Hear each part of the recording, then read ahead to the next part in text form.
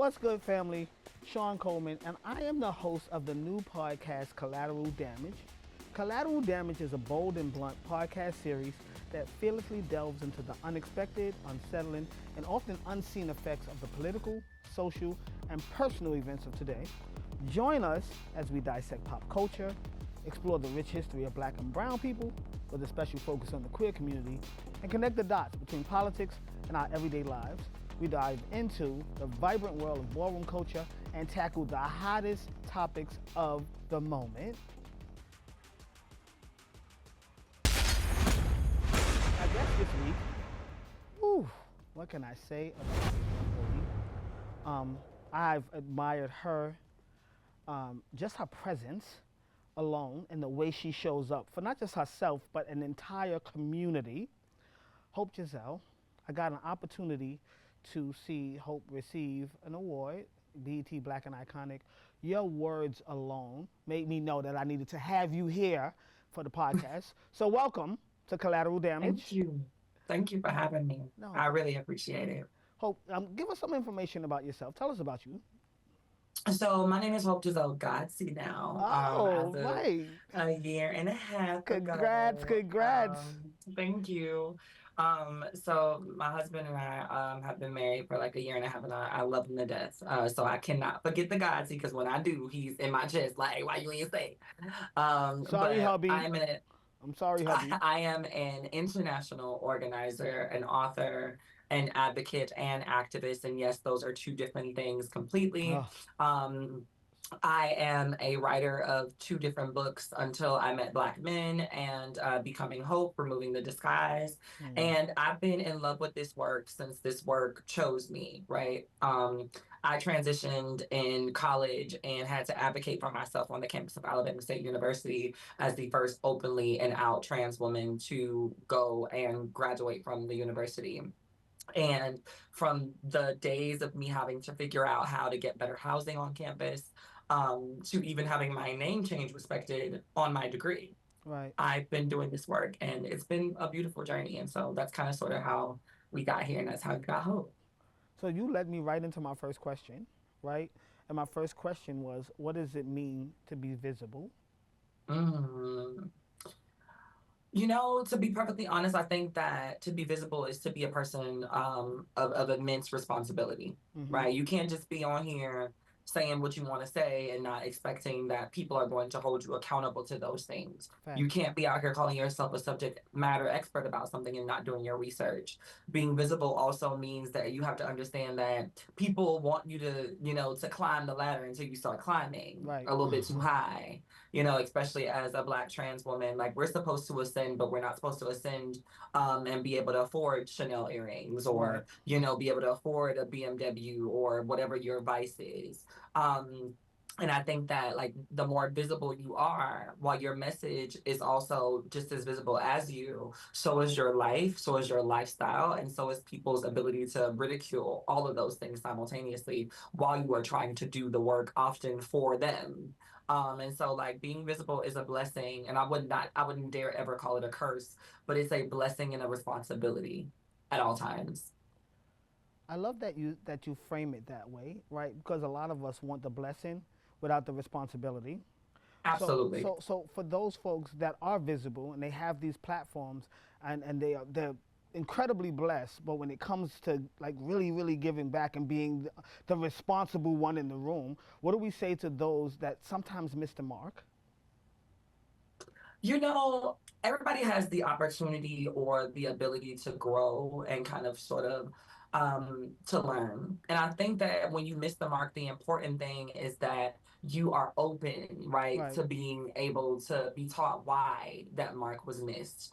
That you're open to being able to be held accountable in the same space that you missed the mark. It's not enough to make a video showing your ass and then turn around and want to tweet the apology, right? Right. Like, if you made the video showing your ass, then apologize on video. Right. If you are a person who does not believe that you can be taught, because at this point you are the expert, I think that those are things that are going to hinder you. And so it's just like, when you miss your mark, it's going to be important that you go back and you hit it every single time, or you lose the visibility. Right. And that's also a consequence of being a person that misses the mark often. Often. Because people are willing to forgive you on the sometimes and the happenstances, but it's when it's a constant thing, people start to, lose trust. And once you lose trust, you lose your visibility.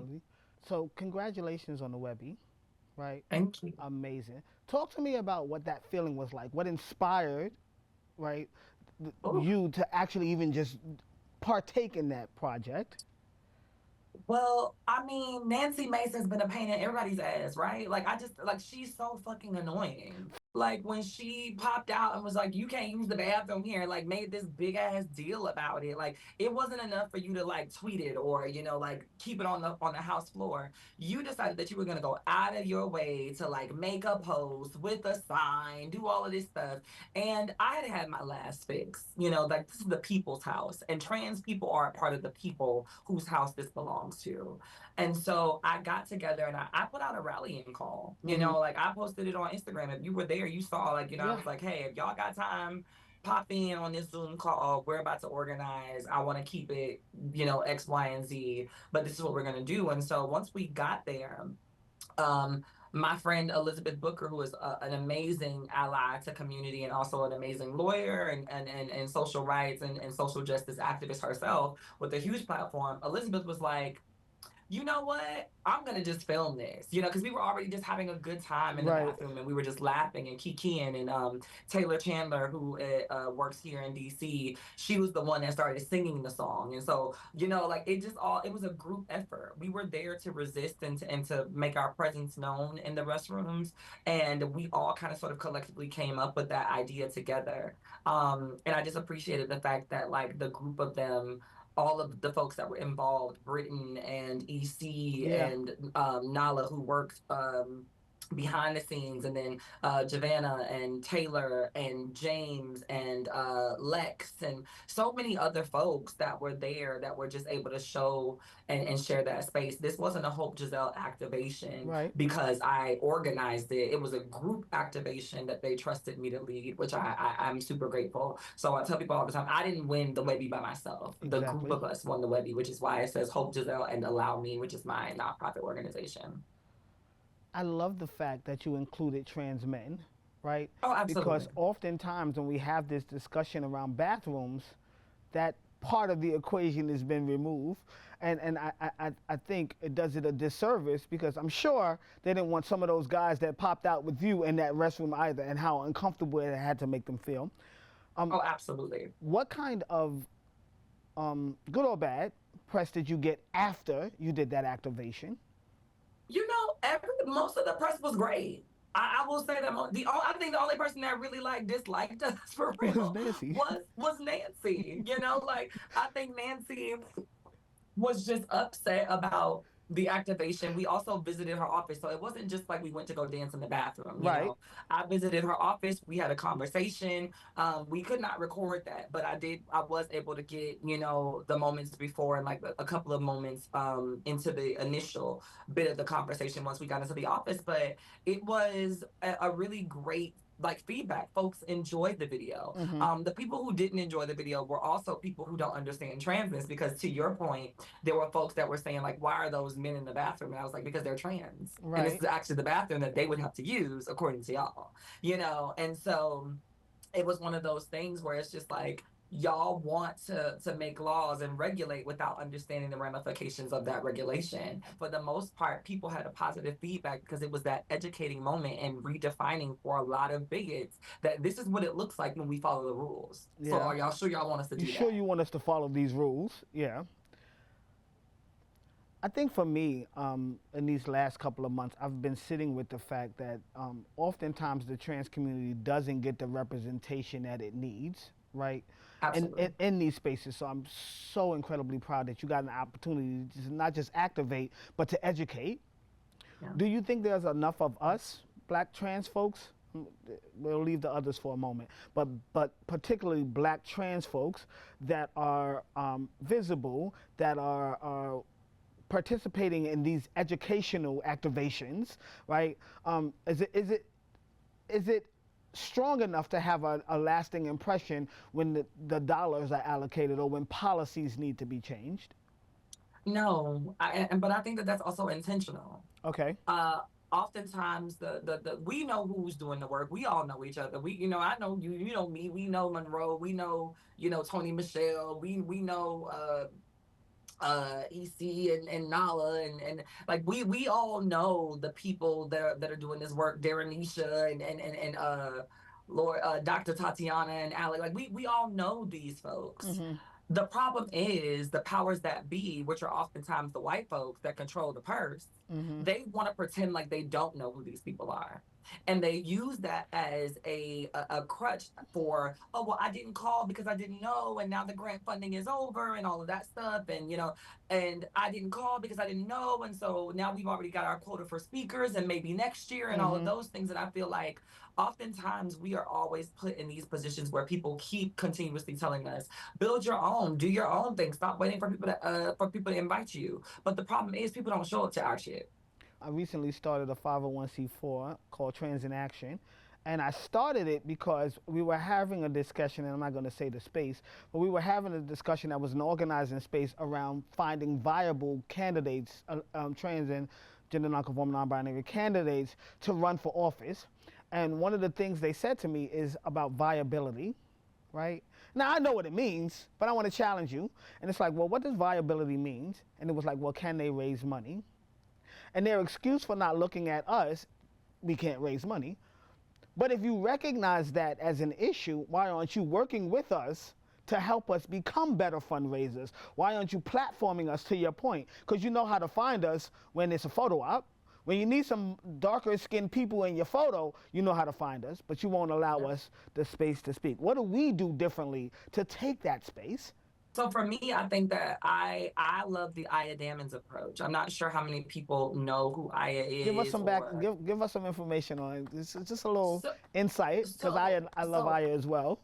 So Aya is a powerhouse unlike any that you've ever seen as far as Black trans women organization spaces go. Mm-hmm. I know that a lot of people want to attribute me to being the Marsha, like Marsha's daughter, but like if I'm Marsha's daughter, then Aya is her right arm because that is the energy that I think Marsha was going into buildings with. Mm-hmm. Aya runs and has successfully run both DC and Maryland Safe Haven Mm-hmm. as a Black trans woman who walked into meetings and said, I need $1 million. Mm-hmm. And Mm-hmm. that's not me figuratively speaking.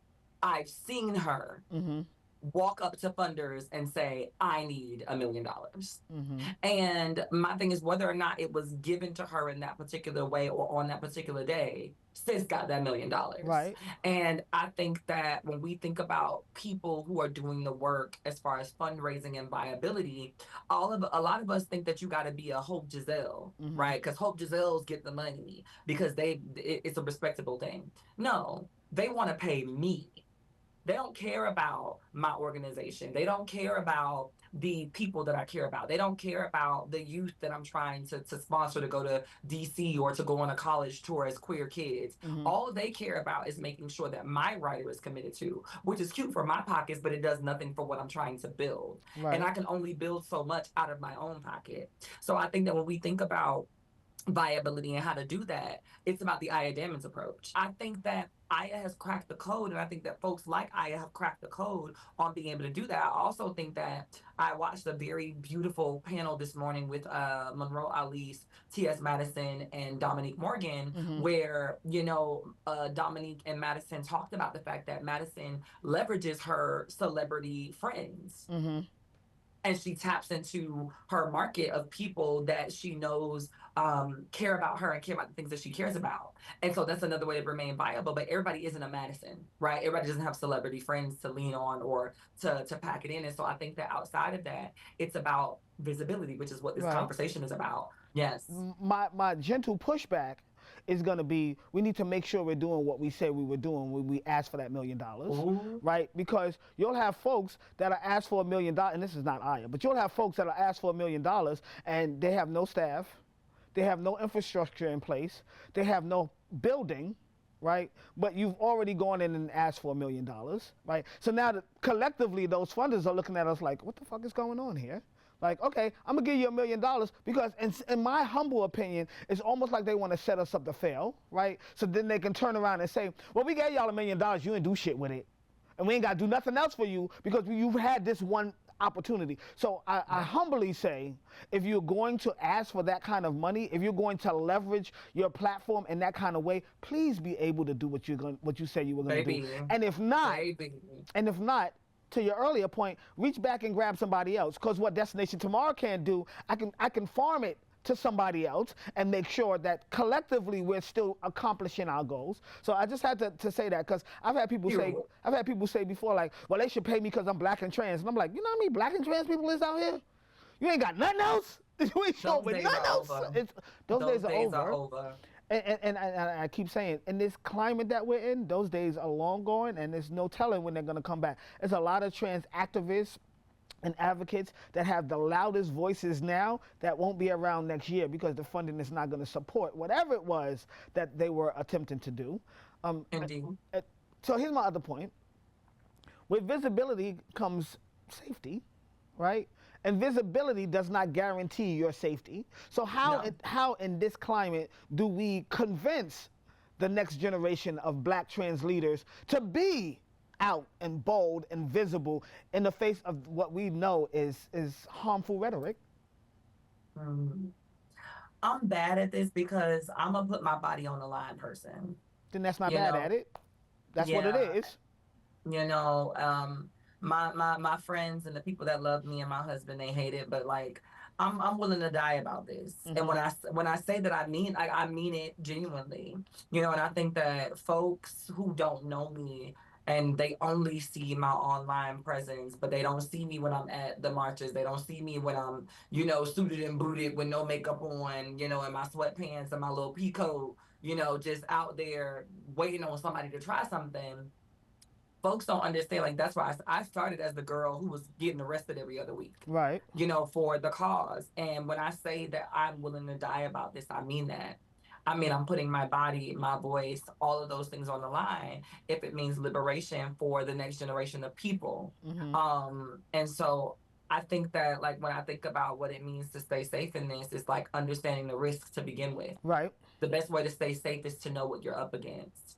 Know what things are going to land you a night in jail versus the things that are going to land you, you know, beat the fuck up. You know, like, know the days and the times that are best, you know, to organize things, because you know that if you organize something on a Friday and y'all get locked up, it's a chance that you're going to spend all weekend in there. Yeah. You know, and so understanding, know that having witnesses that are not going to be a part of the activation but can properly account for it without saying that they were a part of it is a part of your activation and your organizing. But also understanding that anything that sparks a revolution requires people who are willing to sacrifice themselves.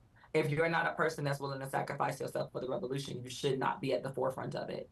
I love that you call it a revolution because that's where we are right now, right? Yeah.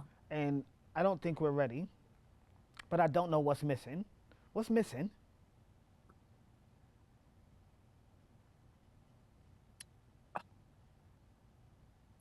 We're missing people who are willing to be defiant based off of the fact that we have more folks that want to be in good graces with white people than we do folks that want to create change for black trans folks.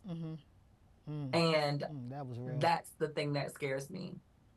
We have people that would rather say the politically correct thing than to say the right thing, which is why we have people that allow our non-binary siblings and things to get bullied, which is why we have people that allow for our trans siblings to be out here getting called men, you know, because they don't subscribe to a certain level of femininity, which is why we have trans men that are left off of the docket of almost every conversation, which is the reason why we don't know that the numbers of trans men and HIV is going up and has been going up over the last 3 or 4 years, and while we have NASM and AIDS United and all of these people that are doing so much work for the girls and the butch queens, the trans men are out here dying silently and nobody's talking about it.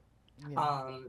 There are so many people that want to hold on to that white coin or that butch queen coin, or the it girl who has a coin of the moment, that folks are not willing to do the thing and say the thing. And I understand that, like, everybody is out here like, oh, I do this work, I do that work, I do bail reform, I do X, Y, and Z. But I think the thing about it that scares me is that I'm willing to slap a police officer in the face. Mm-hmm. I'm not willing to trust the fact that if I do that, that the That you got organizations me. that literally are funded to get me out would do that. Right. Because we're also haters of each other. We jealous of each other. The system is working as planned. They wanted us to be pitted against each other. There can only be one. There can only be one. There can only be one. And if you find a way to get the one out of there, you can become the next supreme. Yeah. And now you have all of us scrambling for this title that doesn't even really exist and these white people don't care about. And they chuckling And at so us. there can't be a revolution when people can't trust that I'm gonna be able to slap this motherfucker and y'all are gonna do everything in your power to get me out. Right. Because if y'all are gonna be on Instagram debating whether or not I should be in jail for 4 days before anybody actually calls up Snapco and tells Tony Michelle I'm in jail, then Yeah. what's the point? So it sounds like a few things that's missing, right? Um, and what's resonating with me is trust. Oh yeah. That there's this lack of trust, especially, and I'll go on a limb and say, especially among black trans people. You can't be afraid to go there. Right. I know it's a lot of people that don't like me because I'm constantly doing the right thing. Right. And if you don't not like me because I'm gonna say the thing, if you're gonna not like me because I'm gonna defend every facet of the community and not just trans girls, then don't like me. Yeah. If I'm a bully because every time you say something negative about my non-binary siblings, I'm coming for your head, Yeah. then I guess I'm a bully. If I'm a bully because I'm not gonna let y'all forget that trans men exist and their issues deserve to be heard, then I guess I'm a bully. Yeah. If I'm a bully because I'm not gonna allow my sisters, no matter how much I love them, to act like this is the us show, and that if it ain't about trans people then it's less important, or that it's somehow an affront to us, then Yeah. I guess I'm a bully. But I'm a bully that's going to always stand up for the right thing. I am an activist who happens to be trans. Yeah. Ha. You know what I'm Yeah. saying? So I love that you keep circling it back to trans men. In New York, for over 10 years, I've had discussions with the HIV Planning Council, PPG, PDIS, whatever, around the erasure of black trans men and their sexual needs, right? And they kept trying to pigeonhole where black trans men were or trans men were. They don't need that kind of help. They don't need this, presupposing what kind of sex they have. And I'm saying, even if you believe they don't, we should still put it in place. Because somebody will. And now, 10 years later, to your point, we see an increase, right? And HIV rates.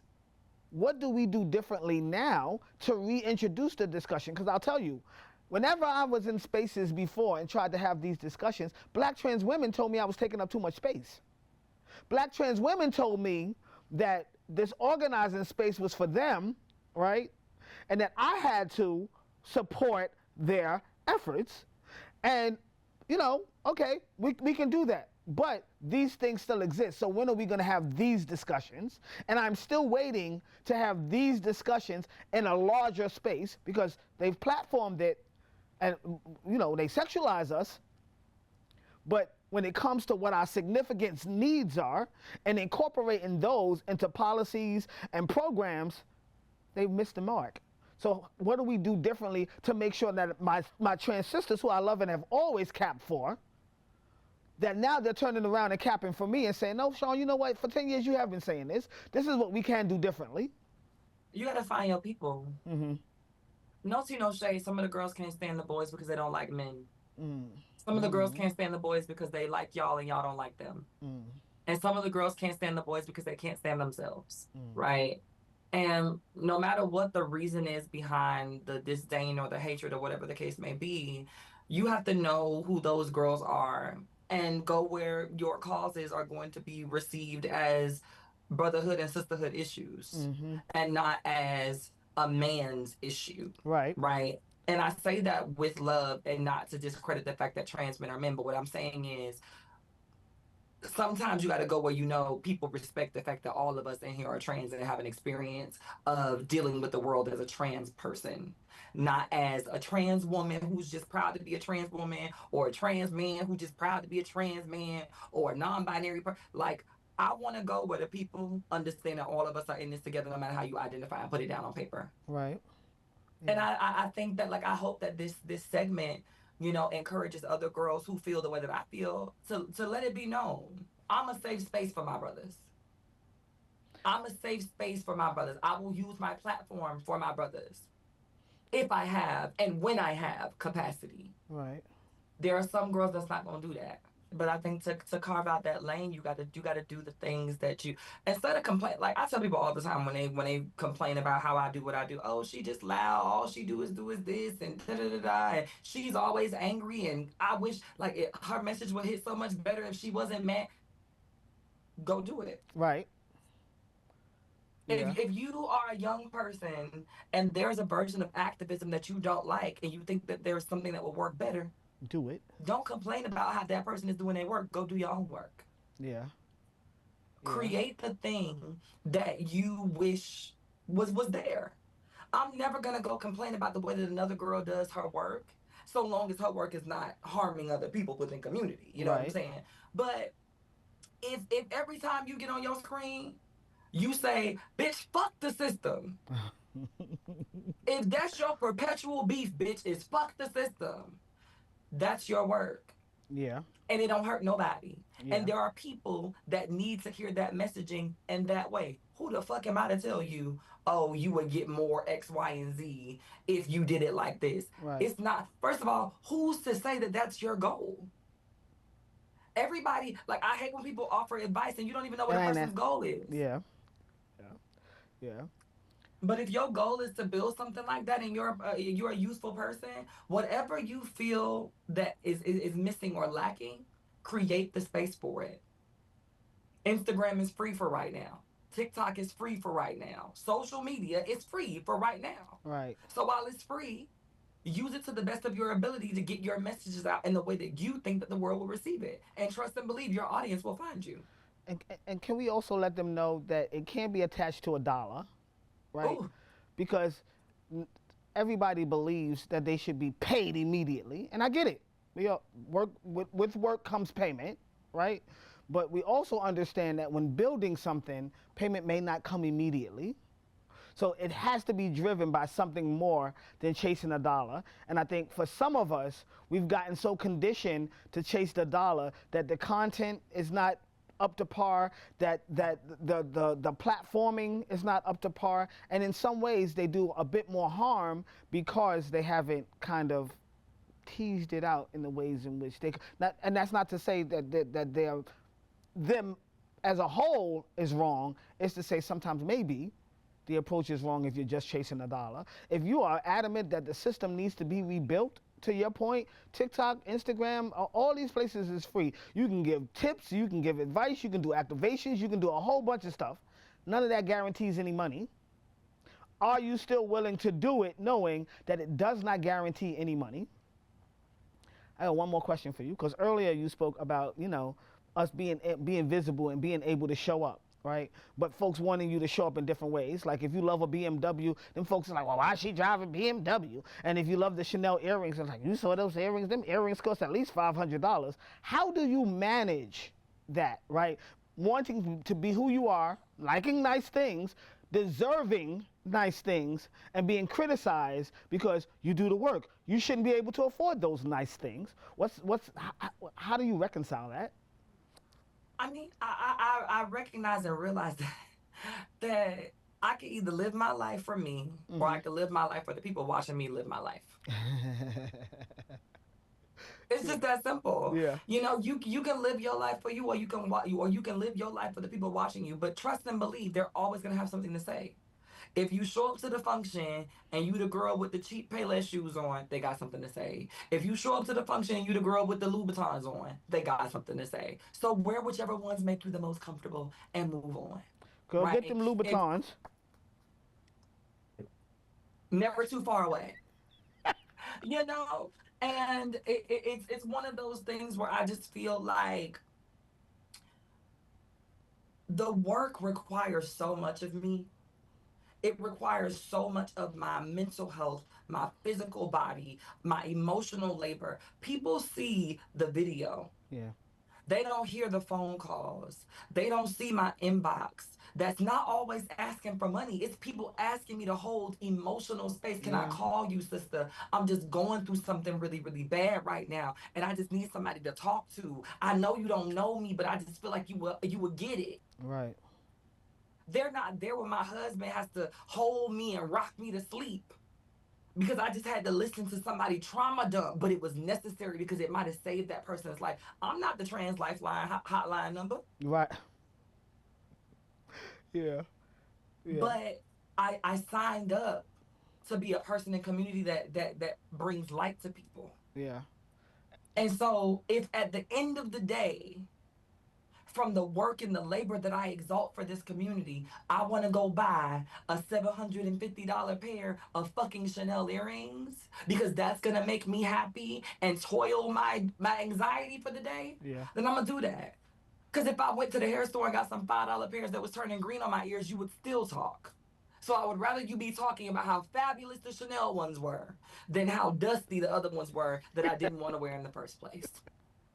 You know, I love it. I love it. And you know, at the end of the day, it's all about being visible, right? Absolutely. But claiming it and owning it for yourself.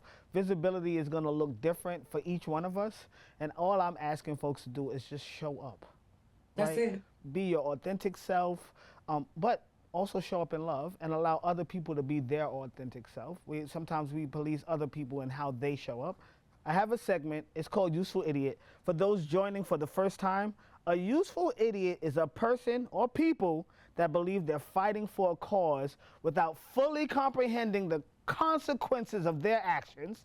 This person has no idea they're being manipulated by the cause's leader or by other political players. Hope, who would you say is a useful idiot? Just hilarious. Talk to me about it. Hey, Jazz. Hey, Jess. Jessica, I think that her heart is in the right place. Let me be very clear. Okay. I truly believe, I know that some of the girls are going to be against me on that, but I believe that her heart is in the right place. Mm-hmm. She loves being a woman and constantly has her womanhood being questioned, and not even by us, just by Right. people in general. And I think that when you love something so much, when you are so in tune with your stuff, and when you are just down for the cause of being the thing that you were born and you grateful for that, and every time you turn around, somebody's trying to take it from you. Right. And now you're being asked to respect somebody who is asking for the same thing that you're asking for, but in your mind, they're getting more of it than you are. Mm-hmm. And sometimes likely only because of aesthetic or because of societal push for that. I can understand why you think that what you're doing is helpful to your cause. I can understand why you think that you're a golden crusader for all women who were born with a uterus, right? But what you don't understand and recognize and realize is that the fight against patriarchy is where you should be directing your energy. Yeah.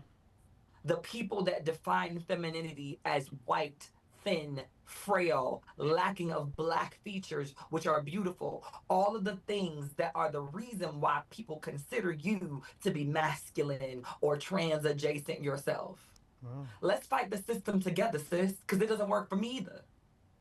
It doesn't work for me either when, as a trans woman who is just trying to navigate in safety, I gotta, make sure my shoulders don't look too wide today, or I gotta over contour my nose because big nose is a masculine feature. Even though black folks have broad noses, we have broad shoulders, whether you're a woman or a man.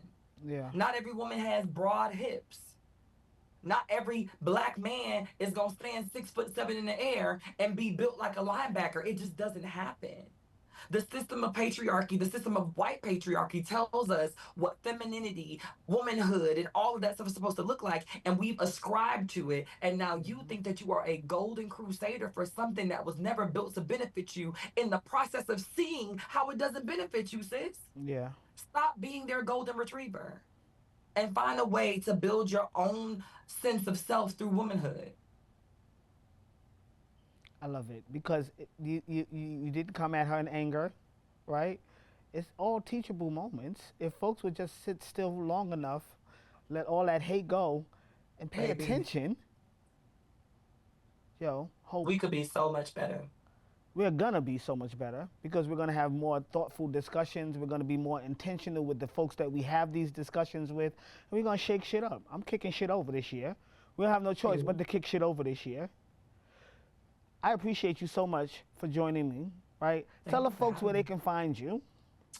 Everywhere at Hope Giselle. And also, please visit my website. It was built by a Black trans man. Shout out to EC Pizarro. If y'all need a website built, if y'all are in tech and y'all want to know more about that, you want a consultant, book, and pay a Black trans man for his labor, my website is amazing. He's been able to get my traction up since he went in there and tweaked everything. So please visit hopegiselle.com. From there, you can find everything. You can find where to book me. You can find links to old content, new content, where I'm going to be in the world. So if you are trying to be in the same room as me, my schedule is updated on there for all public events and things of that nature. And yeah, just be sure to buy a book. That's buy a book.